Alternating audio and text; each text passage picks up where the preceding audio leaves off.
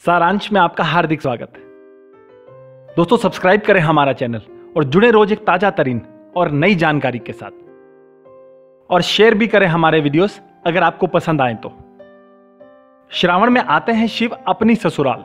भक्तों, आप मानो या ना मानो, श्रावण मास भगवान शिव का प्रिय मास है, क्योंकि इसी मास में वे अपनी ससुराल जाने के लिए इसी धराधाम यानी पृथ्वी पर आते हैं और बहुत प्रसन्न रहते हैं।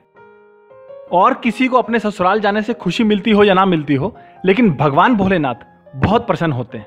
उनकी कृपा प्राप्ति का यह सुअवसर होता है जो उनके किसी भी भक्त को गंवाना नहीं चाहिए।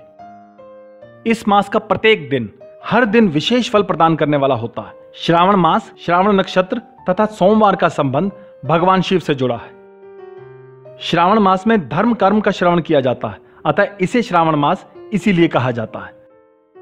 इस मास का नाम श्रवण नक्षत्र पर पड़ा है और श्रवण नक्षत्र के स्वामी चंद्रमा है, और चंद्रमा भगवान शिव के शीश पर स्वयं विराजमान रहते हैं। स्वयं भगवान शिव ने सनत कुमार के पूछने पर बताया था कि श्रावण मास उन्हें सभी मासों में सबसे ज्यादा प्रिय है।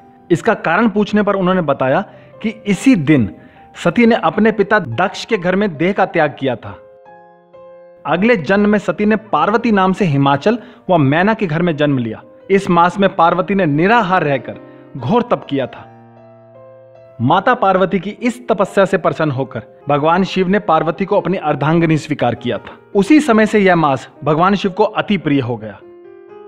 एक अन्य कथा के अनुसार मृकंड ऋषि के पुत्र मारकंडे ने श्रावण मास में दीर्घायु प्राप्ति के लिए घोर तप किया था। भगवान शिव की ही कृपा से ऐसी दिव्य शक्तियां प्राप्त हुई कि यमदेव भी उनसे परास्त हो गए। कहा जाता है कि श्रावण मास में भगवान शिव पृथ्वी पर आकर अपने ससुराल गए थे, जहां पर उनका जलाभिषेक से स्वागत हुआ था। इसीलिए श्रावण मास में भगवान शिव का जलाभिषेक करके हम उनकी कृपा प्राप्ति की चेष्टा करते हैं।